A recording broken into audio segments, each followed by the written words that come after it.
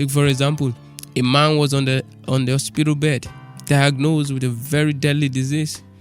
The doctor speculated his death should be very soon. He was asked to put his house in order, for he is going to die very soon.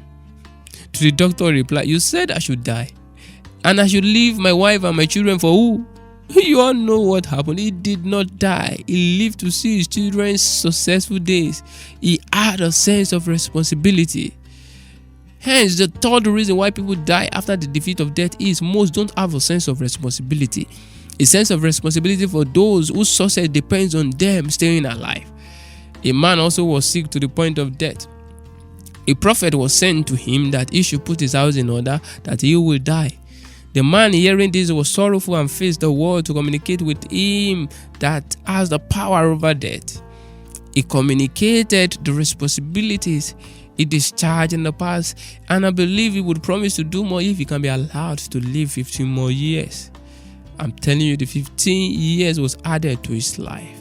So if you want to disarm death, you must be ready to discover your purpose and have a sense of responsibility and urgency in carrying it out. Be in earnest that God cannot afford you leaving this earth. Another reason why people are still dying despite death had been defeated is because of their lifestyle.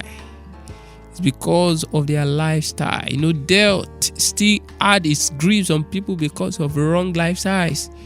The lifestyle of a man speaks volumes about his longevity. Healthy lifestyle elongates life. Wrong lifestyles will cut it short. And the best ability God entrusted to man is the ability to manage. What you manage multiplies and increases in value. Bad management is the author of tragedy and harbinger of death. Living wrong lifestyle is a sign of poor management, and it is the author of chaos and disorder. Wrong lifestyles include using the parts of the body wrongly, eating wrong food, sleeping wrongly, drinking wrongly, smoking wrongly. Those are wrong lifestyles. Anybody that wants to live long and see good old age must manage his body and energy well. Live like the illusion called death doesn't exist by being careful of how you use your body, by guarding what goes in and out of your body. Another reason why people are still dying despite the fact that death had been defeated is because of usefulness. Usefulness. There was a seamstress called Dorcas. She was skilled in styling clothes, just like G.B. Stitches. She styled clothes for the less privileged. She made clothes for orphans and widows. The poor were the desire of her heart. She took care of them with all she's got. One fateful day, Dorcas died. The widows couldn't afford the death of their benefactor. They took to the street of Joppa crying. They got the attention of Peter. And Peter, a servant of God, having heard all she'd done, was committed to praying to God to bring her back to life. He raised her from the dead and delivered her to the widows. Usefulness. Also, a centurion had a daughter who was sick to the point of death. He sent his servants to Jesus Christ. Look at what his servants said unto Jesus. And when they came to Jesus, they begged him earnestly, saying that the one for whom he should do this was deserving, for he loves our nation and has built also a synagogue. Upon hearing this, Jesus had to leave to his house. His daughter was brought back to life. When I came across Proverbs 13:8 that says, the ransom of a man's life is his riches, but the poor does not hear rebuke. So the level of your usefulness to the people around you has a way of elongating your life. Be so useful that people can go to any length to ensure that you live on. Are you the type that people are even praying that you should go? Why? Because you have no usefulness.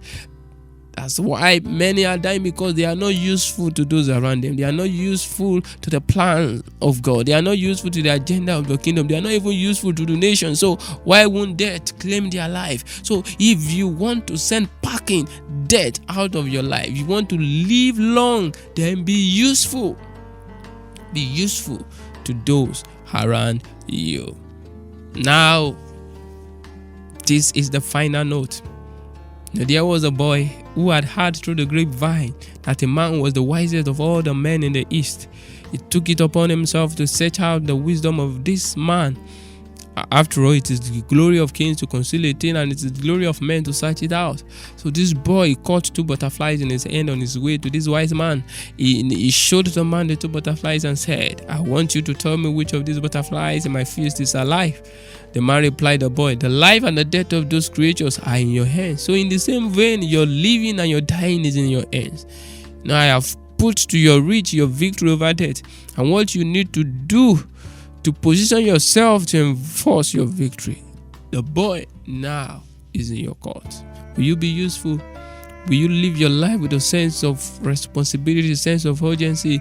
Will you discover your purpose so that you can live an eagle life on the earth? Will you change your wrong lifestyles and begin to cultivate and learn the right lifestyles?